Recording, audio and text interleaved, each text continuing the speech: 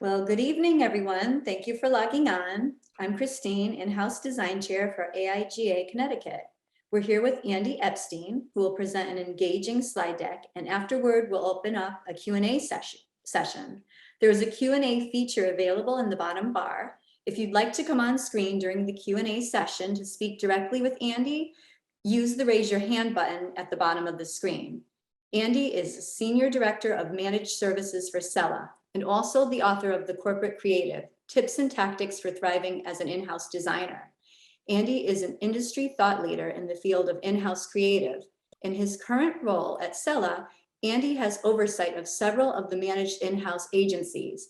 Andy has written and spoken extensively on in-house issues. He is a co-founder of InSource, the former programming director for the In-House Managers Conference, a leader of the AIGA in-house program initiative, and a key member of Cella's professional development team. Andy is focused on empowering in-house teams to raise their stature in the creative and business communities. So with no further ado, I will turn things over to Andy. And thank you, Andy, for being here tonight. Thank you, Christine. And thanks to AIGA Connecticut for the opportunity to present to the in-house community. It's been a while for me since I've done this. The reason being I've been very busy at Cella supporting in-house groups in various industries and various sizes and types of teams. So it's been a pretty hectic past 5 years where I've been supporting these types of teams. And before that, of course, leading teams individually at different companies. I am definitely a passionate advocate, evangelist, and promoter of all things in-house and the in-house creative services model. I looked through some of my past presentations to see if there were any that I thought would be relevant today for you all. And I realized that what might be most helpful would be to do a brief history of our community and mainly how it's had a direct impact on how we're now perceived, integrated into our companies, and how it impacts the work we do day in and day out. So hopefully the trip down memory lane, where we'll start today, will resonate with you. I am using the metaphor of the TV as in-house, from black and white in-house to color. So bear with me as I do a quick ease in with the metaphor and then really jump into our history. So what I found when I did some research on the television set was that between 1927 and 1945, it was just starting to be developed and used by the public in general. It was obviously black and white. I don't know whether any of you remember rabbit ears. I do, so I'm aging myself. And there were about 3 networks on TV. In 1958, that was the golden year when most or many American families truly adopted television as their medium of choice over radio. And then in 1967, for Hanukkah, that's not exactly my sister and me, but that's supposed to represent us, we got our very first color TV, which was really exciting. And then finally, up into the 2000s, now we have flat screen TVs, high definition, gobs of channel, tons of content, lots of streaming stuff. And hopefully this kind of mirrors what has happened with in-house and our growth and success in the industry. So let's talk a little bit about in-house. And to put a little context around this, let's start with advertising in general. So I'm going to make sure I get my facts straight here. In 1864, William James Carleton began selling advertising space in religious magazines. Amen. It was really the first time that advertising had really been used as a conscious medium for promoting marketing companies or entities and organizations. In 1869, Francis Eyre, at the ripe age of 20, created the first full-service advertising agency in the city of brotherly love in Philadelphia. And it was called N.W. Eyre and Son. In 1960, jumping way ahead, while less than 2% of US advertisers had in-house agencies, there were still some that did, and the other 98% were kind of considering looking at that as an opportunity to secure creative services. So some of the companies in the 1960s that had in-house agencies include Sunbeam Bread, Sterling Drug, Wrigley, Warner Lambert, and American Home Products. And then jumping 10 years further into the future, into 1970, in-house started to grow a bit more. And it was in fits and starts. So we saw Alberto Culver, Pillsbury, Bristol Myers, and Pfizer set up in-house agencies, which was a radical departure from the way companies had been securing creative services with external agencies in the past. Lever Brothers went in-house in 76, then up in 82 went back to external agencies. Best Buy, jumping up into the 1990s, went in-house, and then in the early 2000s went back to external agencies. Really what was happening was companies were really starting to figure out if and how they should be using in-house groups and what that would look like for them in securing or having some of their marketing needs and other creative services needs met. You jump up into the 2000s and we've seen a huge shift. So I would say from 1970, 1980, 1990 up until around 2000, there was starting to occur a evolution, or maybe even a revolution, of in-house agencies being established within companies in order to supplement the work that was being done by external agencies. We see the drivers as being the need or the desire to bring media buying in-house. Many companies felt that was a much more effective use of their dollars. Then procurement started to become more involved in the securing of creative services for their companies, so they were became much more savvy around how to buy or purchase creative services. And then there was, with the advent of social media, the need for companies to very quickly push out their messaging to their audiences, to their constituents, and external agencies didn't necessarily have the institutional brand or regulatory knowledge to be able to quickly craft messaging that was relevant and reflected the company properly or appropriately. And so the in-house agencies took on that role for the pushing out of digital or social media deliverables. So what does this mean? I mean, so what? This has been a very brief overview of what went on in the in-house industry, but what does it mean for us now, and what did it mean, or what was going on then that then impacted us moving into the future? So here's what was happening on the ground. Up to 25 years ago, I would say in-house was a black and white proposition. We hadn't reached that flat screen smart TV stage yet. And so there were things that were happening that were maybe frustrating for many people in the in-house community that I want to address. And here's Rodney Dangerfield, Mr. I Don't Get No Respect, kind of representing the feeling or the gestalt around in-house groups who did feel like they weren't properly acknowledged for the value they were bringing to their companies early on. This was maybe the 80s and the 90s. Some of the things that were happening on the ground was in-house teams were reporting into Lord knows who. In the conversations I've had with, or had back in the 80s and 90s with leads who were working in in-house groups, I found out that many were reporting into groups or departments as varied as finance, IT, even facilities and HR. I mean, it really showcased the fact that companies really weren't clear at the time what to do with their in-house groups, where they should live and what kind of value they could bring as a result. That's not to say that many weren't also reporting into marketing, which of course makes the most sense, but many weren't. And often, and this was also from personal experience, many in-house teams were kind of jostled around or moved around between different departments. I remember in one of my engagements within the course of 4 years, our team had reported into 5 different groups. So there was definitely this identity crisis, I guess, if you will, around in-house. We were often an afterthought. So it was more like, who's doing the business cards? You know, who's doing? We'll have the in-house team do that, or we'll establish an in-house team to do that. You know, to do our stationery. But when it came to some of the larger opportunities, they were being passed over. Often, like we were treated as short order cooks.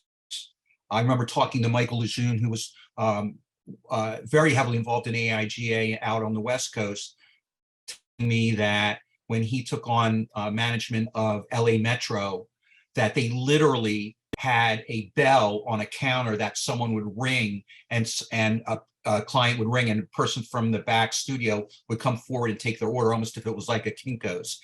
That's changed dramatically over the years, thank goodness. But that is a kind of a benchmark of where we came from in the past. Also, good talent and good work was going to the agencies. So we were, in essence, the redheaded stepchild of the creative community.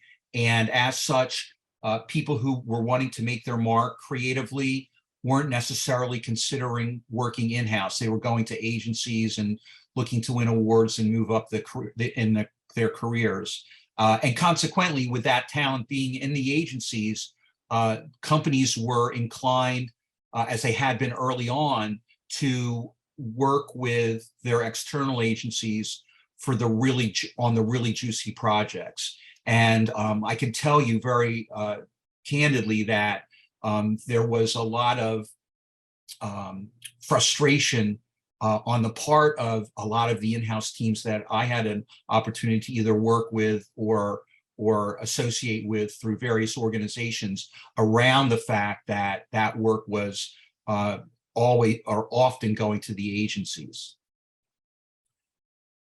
More challenges that were going on, or that showcased where in-house was 15, 20 years ago or more. It was where old creatives went to pasture. In-house teams clearly had a better quality of life or work-life balance than the agencies. And when creatives burned out in the agency space, they would come over to the more secure and more sane world of in-house. Cost effectiveness, and this is a big one, cost effectiveness was our only value prop. It was the one thing we could point to that would potentially have a client consider us over an agency. And that's not really the most powerful value proposition to have. And fortunately, and I'll speak to this in a bit, that's evolved over time. Within the creative community, we were siloed and unrecognized, which was kind of ironic, because some of what I found when I ran up against the wall of trying to get content from industry organizations was that the leaders of these organizations would note that a majority of their members worked in-house, yet the content and the support that they were pushing out to the creative community was primarily targeted for people working in design firms and external agencies. And then another phenomenon that was occurring a lot was small agencies that were doing a lot of work with a particular company were being absorbed by that client company and ended up becoming an embedded or a full-time creative services group for those companies. Fortunately, over the years, in-house has evolved into a sleek 72-inch wall-mounted 1,000-channel high-def flat-screen smart TV. So it took a long time, and I'm going to speak to the drivers behind this as to why and how in-house became or gained the respect and the stature and the positioning within their companies that many leaders had fought hard to, in-house creative team leaders have fought hard to have happen. So what did that look like? What was happening that allowed that evolution to occur? Well, these small afterthoughts started to prove that they could deliver quality creative, and some of the companies that invested heavily in creating large agencies included Target, Gap, Apple, Verizon, many, many others. And there was a phenomenon that existed pre-evolution, where in-house teams were primarily working on what we would call tier 2 or tier 3 projects, basically repurposing existing creative from agencies. And that was a good, and still is a good sweet spot for in-house teams. And there was still this opportunity to work on the higher level ground up creative for tier 1 campaigns. And the hope was that over time we would get that. And we did, or we have been able to do that as a result of proving ourselves with the lower level tier 2 and tier 3 work. We showed that we were reliable, that we were responsive, that we understood our company's needs and would eat, live, and breathe the branding of the companies that where we were embedded, and that we could deliver the quality, creative, speed, or quickly, and satisfy expectations around speed to market. Another interesting shift that occurred with in-house is over time has been a move from creating internal facing marketing materials or tactics to external facing materials or marketing materials or creative deliverables. It used to be that a lot of what we would do was strictly for internal employees of the companies. It could be work for HR, for policies that would be, educational materials that would be distributed to employees. Could be internal sales training materials, posters, a retirement party announcements, and not necessarily the higher impact externally facing marketing materials that were being given to or pushed out to the target audience or the consumers of companies, services, and products. Much greater engagement in branding. This was a real exciting opportunity that we took advantage of as a group, I believe. And what that really meant was we became brand stewards. I hate to use that word brand police, but brand stewards. And we partnered or began to partner and do so more now with external agencies in a truly collaborative way to ensure that they follow the branding standards of the companies which the in-house teams are embedded within. So this was a real value add that in-house agencies were bringing to their companies that wouldn't have otherwise happened, given that often marketing executives were working independently of each other and kind of doing their own thing from a branding perspective. We also started to solve problems outside of what would be considered typical creative, and I'll speak to that a bit more in a moment. But it wasn't, we stopped being just a pair of hands for our clients and became a little bit more strategic, and even to the point where we were supporting other departments in areas outside of just creating marketing deliverables. All of a sudden, agency talent started jumping over to the client side. I, a few years ago, hired an associate creative director from a large agency. And when he started, I said, how does it feel being on the client side in an in-house group, expecting him to say that, he felt it was a little bit of a letdown, or maybe not completely, what his career plans were. And what he said was he was thrilled. He said he was really excited about the work that was being done in our team, and that when he spoke to his colleagues in where he worked and at other agencies, expecting them to kind of poo-poo his move into in-house, they actually said, can you find me a job there as well, in this particular in-house team. In-house we've become consultants. We've been partnering with, as I mentioned earlier, other departments to support them around creative services. Specifically, as procurement has become more engaged in securing and purchasing creative services and having maybe little background or expertise, so that entering into contracts with large agencies might have been a challenge for them. Procurement has come to in-house teams to help advise them on structuring contracts and when to use external versus internal resources for the creation of marketing materials and other creative materials. definitely since the mid 1990s up until today, there have been a number of organizations or initiatives within different within our industry that are catering to or supporting in the in-house community. So as Christine mentioned, along with Glenn Arnowitz, I started InSource, which was specifically designed to support in-house the in-house community. IHAF, the AIGA initiative, the How In-House track, and even the establishment of a for-profit like Sella that I work for now was an acknowledgement that more and more companies were using in-house, and in-house teams were becoming more sophisticated and in need of support and consulting and advice and content for them to, or for us to raise the bar for the work we were doing. We've become centers of excellence,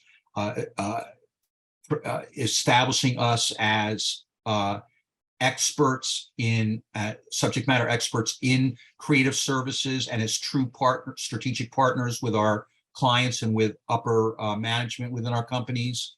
And our value proposition, this is a big one. Our value proposition has expanded to include not just cost effectiveness, but quality and speed to market, and especially adaptability. One of the things that we really have to offer our organizations now is our ability to pivot quickly to changing business needs, which sometimes external agencies have a more difficult time of doing, because we have a foundation in the branding, in the voice, in the regulatory requirements of our companies, so we can quickly move to new platforms for the dissemination of marketing materials, and also support any new marketing initiatives that are outside of the norm for the companies where we were. Got a seat at the table, finally. We're now joined at the hip with marketing in ways we never were before. We're farther upstream in the creative process, not just finding out at the end of a marketing strategy session that we need to create certain tactics. We're joining in earlier. A lot of that is driven by social media. Companies are now needing to work so quickly that they need to have the creative services groups included early on so they can quickly execute on tactics that are agreed to for marketing campaigns. Print to digital, huge. I'll speak about this a bit more. Even Walgreens got rid of their printed circulars. I would say that 15 years ago, maybe even 10 years ago, the proportion or the ratio of print to digital was 70% print, 30% digital. It's done a complete flip. It's now maybe 30% print, depending on the industry you're in, and depending on what your particular in-house agency is engaged in. But overall, in general, 30% print now and 70% digital. We've started creating apps. This goes back to providing services beyond just creative deliverables. We're working on mobile apps. At one company where I worked, at a pharmaceutical company, we developed a whole platform and application for presenting new drugs to the FDA, something that had never been done before, and greatly enhanced the ability of that company to present new products to the FDA. Another big shift within in-house is having moved from what would have just been maybe a design team to a full service agency. Many of these groups, copy, photography, video, digital development, and even strategy, lived in different departments within companies. And over time, they've become consolidated and under one umbrella that is the in-house agency. There's a lot of efficiencies to be gained by doing that, and a lot of consistency in branding and in the visual look of and feel of campaigns across multiple mediums. Money. Well, we needed money to survive as in-house agencies, and how we've been funded has shifted over time. So what was originally a corporate expense where we were a line item on a larger corporate budget has started to shift. That's not to say that that doesn't occur still with a lot of companies or a lot of in-house organizations, yet there has been a move towards chargebacks where in-house agency or a hybrid form of that, where in-house agencies are competing for the same dollars, the same marketing dollars, or the same budgets that external agencies are competing for. And so that really gets us off the porch and running with the big dogs. We are more accountable for the work we do. We need to pitch and be more strategic in how we position ourselves in our companies. We have to be way more entrepreneurial and think like a true business rather than just a department within a larger company. And it's raised our stature within companies. So when you're paying for something, as opposed to in many cases in the past where it was in-house agencies were a corporate expense and were quote unquote free to clients, now that the clients are paying for it, there's a higher perception around or higher perceived quality in the work that we do and more value in the work we do. The other thing that's happened, which has been a challenge, is procurement has become, as I mentioned earlier, much more savvy about using procuring creative services and has raised the bar around expectations for how in-house teams generate or execute on their clients' needs. And I'll speak more about that in a moment. So we got the respect. What's happening now, though, is a double-edged sword for us creatives. What's happening now is that marketing teams are jumping on the growth marketing bandwagon for good reason. It's a powerful way for companies to market themselves. And along with that comes a host of practices and expectations that may make it harder for us as creatives to execute on what we do. Growth marketing is really about highly targeted marketing towards identified consumers or users of services that companies provide. And this growth marketing paradigm employs the agile methodology to execute on marketing tactics. So we're talking about quick turn, minimal viable products that go through a quick iterative process. That means that we often have less time to get projects completed. We work in sprints as opposed to maybe longer term development times or discovery periods. And there's other boxes we have to work in as well.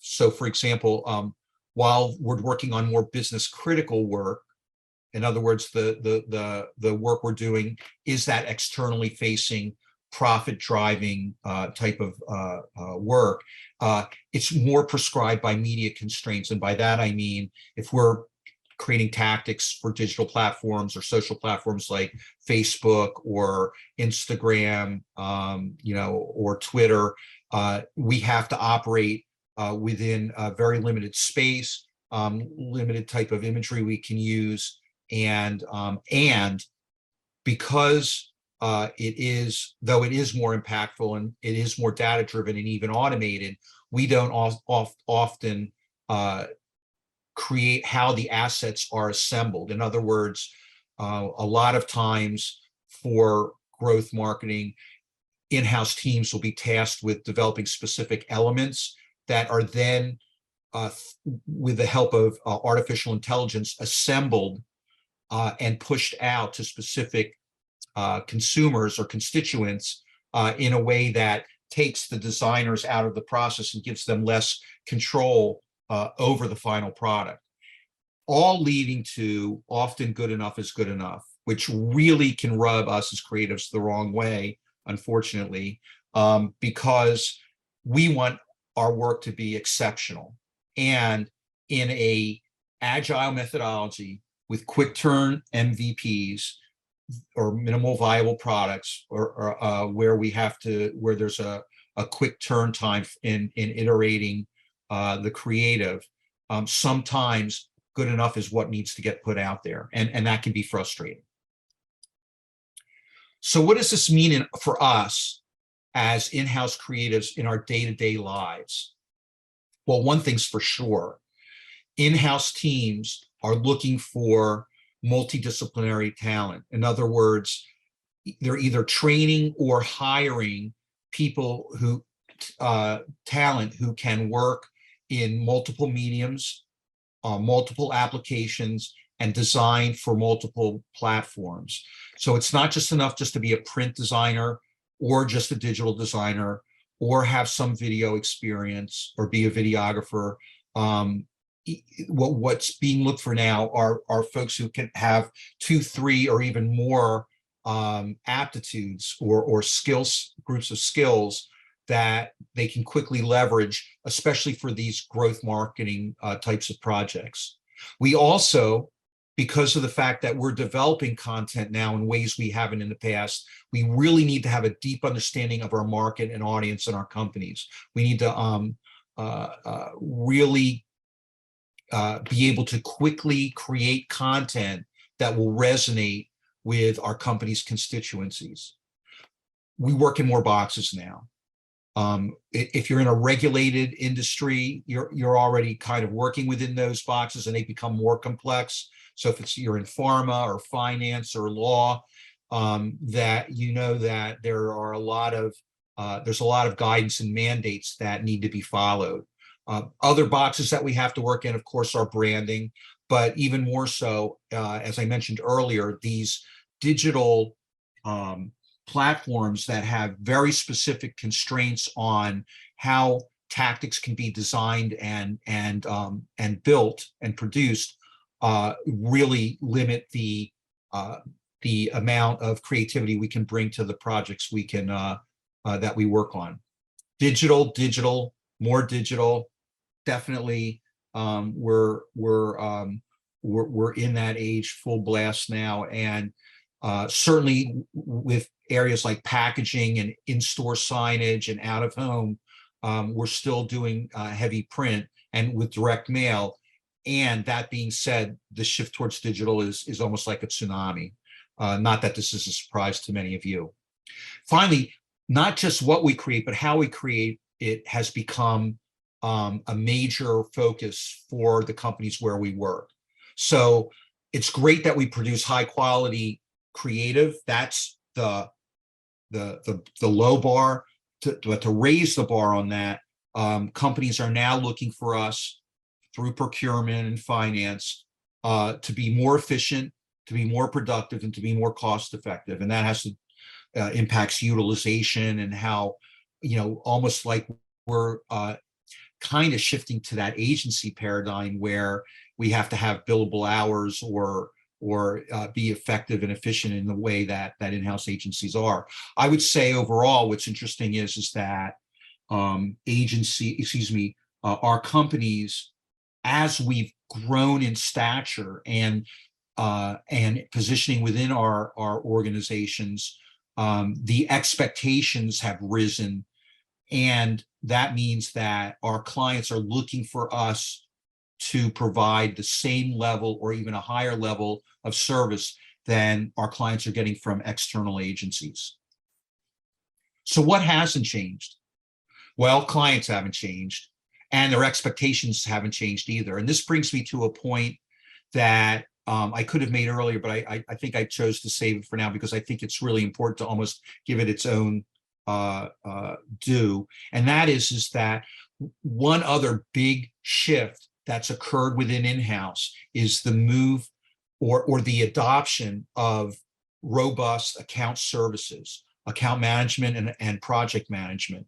I can tell you 25 years ago, most in-house agencies did not have very extensive or any kind of account management or project management team. And that was being handled by individual contributors like proofreaders or copywriters or designers. as the work that we started to take on became more sophisticated and the volume grew and the expectations of our clients grew, the need for robust account management showed up. And now we find that more and more in-house agencies have account and project managers to support the execution of creative services. Another thing that hasn't changed, corporate mandates and bureaucracy. That's that's something that I don't think will ever really completely change. And there's politics that we have to deal with. And so that's a challenge for in-house teams that I think is a little bit different than what our external agency peers and colleagues have to deal with.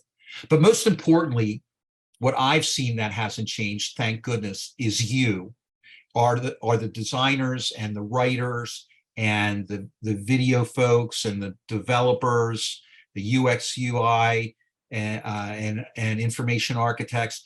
All of you have continued, in spite of many of the challenges that have been foisted on us by growth marketing and having to create tactics in a more demanding environment, where I still see this level of passion and commitment towards executing on great creative and making sure that we keep our clients happy and exceed their expectations and create delight for our audiences.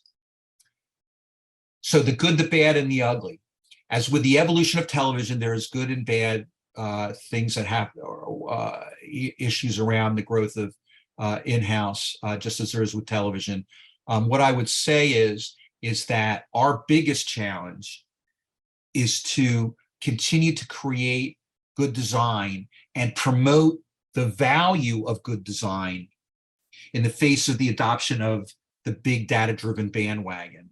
So, there's my worry is that with this move towards growth marketing and quick MVP or minimum viable product that goes out there and then gets assessed and revised, continually, that the respect for good design is going to be diminished. And it's up to us to make sure that that doesn't happen. So like television, there's a ton of good content. The trick for us is to powerfully and effectively communicate it, even under all these constraints. It definitely can be done with the passion and commitment on the part of all of you or all of us. That means continuing to adopt and promote design best practices, continuing to partner with each other, with our clients and upper management, and continuing to remain passionate and committed to great design. So that's my hope. That's the challenge we all have as in-house designers. And that's the opportunity we have to continue to elevate and promote great creative and great design to our clients and to our companies at large. So I want to thank you for your time. I know that we've got some potential for Q&A. If it relates to my presentation specifically, or if there are other questions that you have, please, I'm more than happy to answer them. So I see one question by Jordan Campbell. What have you seen work in navigating politics and bureaucracy within in-house? So great question. And my answer to that is to create a culture within the team of us being problem solvers, as opposed to getting sucked into a lot of the politics that occur, within organizations.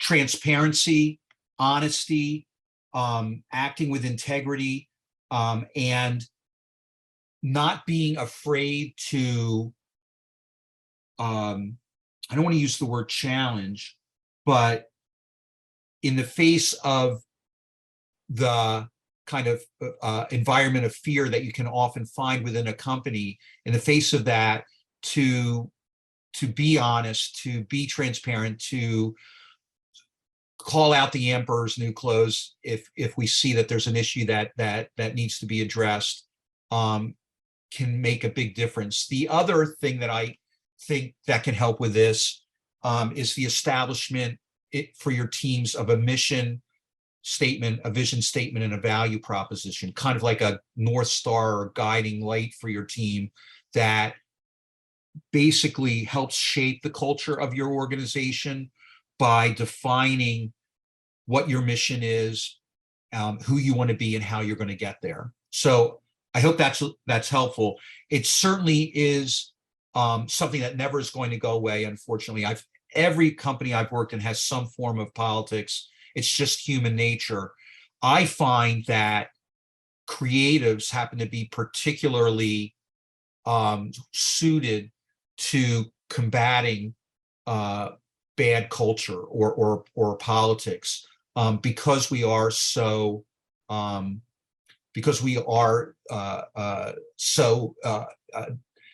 inclined to solve problems as opposed to create them. So from Kim Lewis, hi, based on what you've seen so far, do you believe that designers finally have a seat at the table?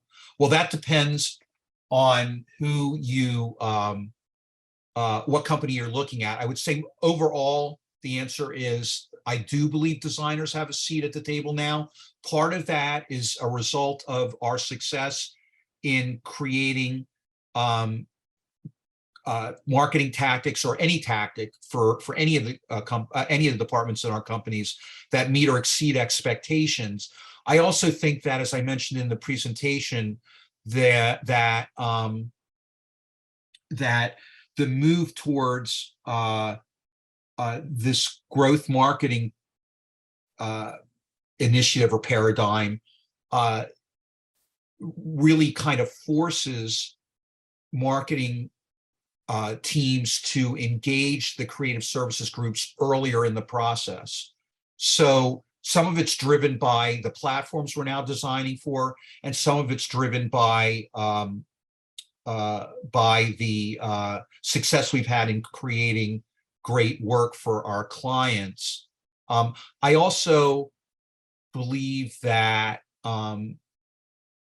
the industry in general, that business thought leaders have come to promote design, great design as a driver of success. So you've got people like Malcolm Gladwell and Dan Pink and other thought leaders that business people pay attention to, saying, take a look at your creatives. They have a lot to do with your success. And if you're not leveraging them to their full capability, then shame on you. So we're getting some help from external sources as well.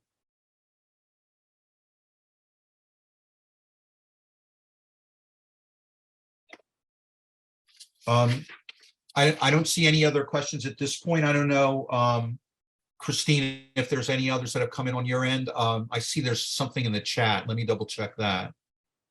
I think that was just a comment. You know, I do have a question that came up in a survey we had sent to some of the in-house designers some time ago. And they were asking, how do you keep it fresh when it's a repetitive workload all the time? You know, how do you keep the work fun and exciting? Wow, that's a good one. Well, one of the things that we try to do is rotate people onto different types of projects. So for example, and train them to work in different media if there's that opportunity. So at one of the engagements that I led, we had, it was a toy company, and we had a variety of deliverables that we needed to execute on. And that included packaging, the website, catalogs, sales training materials, in-store signage. And what we did was we rotated designers within the group among or through those different deliverables. So for a quarter or 2 quarters, let's say there was a designer or creative working on packaging. He or she would then, in the next quarter or next half year, move on to catalogs or move on to the website. So that we gave people a focus in that regard. that being said, the other thing that we did was shift people from different client groups. So if your team is big enough that it's serving multiple clients, we would rotate people from one product group to another product group, within the larger organization. So it was really a conscious effort between types of deliverables and the and types of clients, rotating our creatives among them.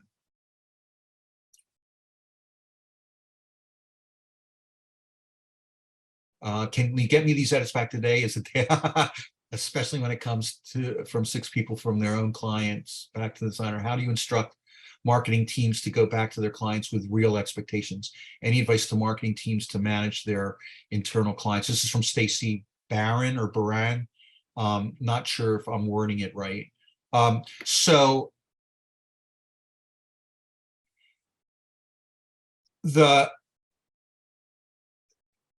this is where hopefully there's an opportunity to have account management play a role in, or project managers play a role in setting client expectations. They're really the ones that should be protecting the creative team.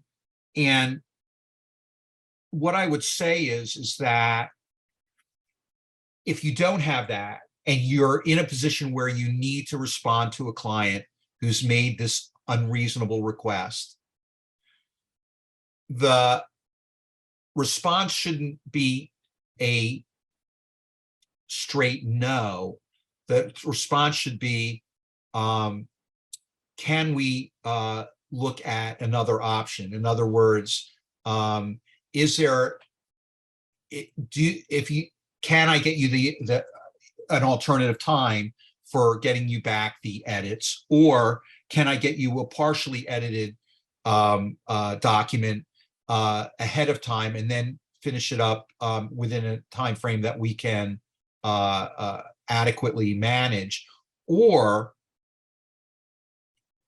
what you can do is if you've got the bandwidth within your team, but they're tied up with other projects, see if you can speak to the person who's making that request for the rush edit to negotiate with the other client who has your team working on their project to see if they would push their timing out to allow you to handle this rush job. Now, there's one other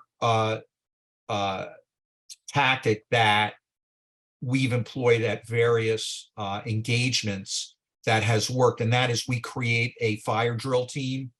And that varies, that people on that team vary from week to week, or else they burn out. And we have 1 or 2 folks who are dedicated to taking on those rush projects, and they have everything else taken off their plate for that particular week. They're there to be ready for those fire drills. So that's another option. Those are 2 or 3 ways that you can potentially manage that. Hopefully that's slightly helpful, Stacy. L. Marie, that's what's coming up on the screen. Can you give some examples of how in-house teams have promoted the value of good design within their host organizations? Yes. Well, first of all, one of the things that we do to promote our own good design is to create case studies and distribute those case studies to our clients. In other words, we, particularly when we can quantify the impact of the work that we did, we outline the ask, we talk through the process of executing on that particular design, and then we articulate the benefits or the value that particular tactic brought to the company. We also use industry publications that highlight the value of design to promote that with our stakeholders. So, for example, AIGA and other organizations like IHAF and even Sella in their creative industry survey that we publish on an annual basis, have white papers included in there that speak to the value of design. So two-pronged approach, in-house internal case studies that get pushed out to your clients. And I know it takes a little bit of time to put those together, but they can be very valuable. And the other is finding existing intel or white papers that are produced by organizations like AIGA, like IHAF, like Sella, that also bolster that. There's one other way to do this too. It's not, doesn't quite say the same, address this specifically, but entering in design competitions, specifically for in-house, but other design competitions as well. And winning in those competitions goes a long way towards building your cachet within your client community. We do that at almost all of our engagements, and it's really surprising what an impact that has on clients and their view of the value that you bring as a group to the company.